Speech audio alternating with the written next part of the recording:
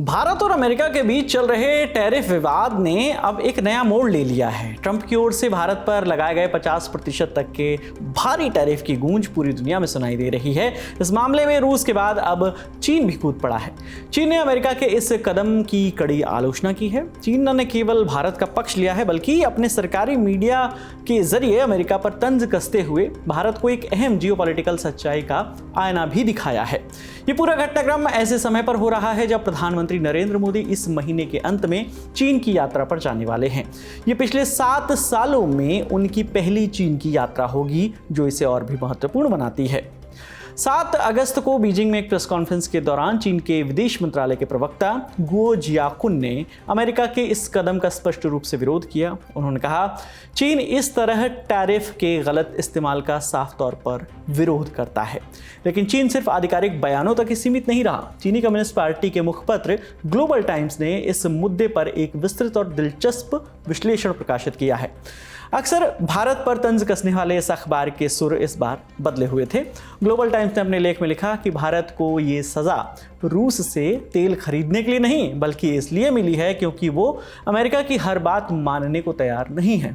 अखबार ने चुटकी लेते हुए लिखा, शायद अमेरिका के लिए भारत कभी मेहमान नहीं रहा, वो केवल मेन्यू का एक आइटम रहा। इस तीखी टिप्पणी के जरिए ग्लोबल टाइम्स ने यह बताने की कोशिश की है कि अमेरिका भारत को एक बराबर का साझेदार नहीं बल्कि अपने हितों के लिए सुविधानुसार इस्तेमाल करने वाला देश मानता है।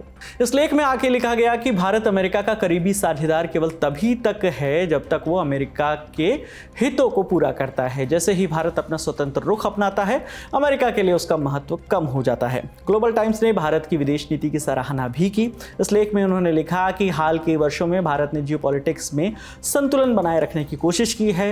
वो ब्रिक्स और SCO जैसे समूहों में शामिल हुआ है जो कि एक बहुध्रुवीय दुनिया का समर्थन करते हैं। साथ ही भारत ने इंडो पैसिफिक क्षेत्र में अमेरिका, जापान और ऑस्ट्रेलिया के साथ मजबूत संबंध भी बनाए हैं। चीनी मीडिया का मानना है कि इस दोहरी रणनीति ने भारत को कूटनीतिक लचीलापन दिया है, लेकिन अमेरिका का हालिया कदम ये दिखाता है कि वो भारत के इस स्वतंत्र रुख से खुश नहीं है और उस पर वो दबाव बनाना चाहता है। इससे पहले बुधवार यानी 6 अगस्त को अमेरिकी राष्ट्रपति डोनाल्ड ट्रंप ने भारत से आयात पर 25% का एडिशनल टैरिफ लगाने का अनाउंसमेंट किया था। इसके कारण भारत का रूस से तेल खरीदना कहा गया कि इस वजह से ही ये एडिशनल टैरिफ लगाया जा रहा है। ये टैरिफ पहले से लगे 25% से अतिरिक्त है, जिससे भारत पर कुल टैरिफ का बोझ 50% हो गया है।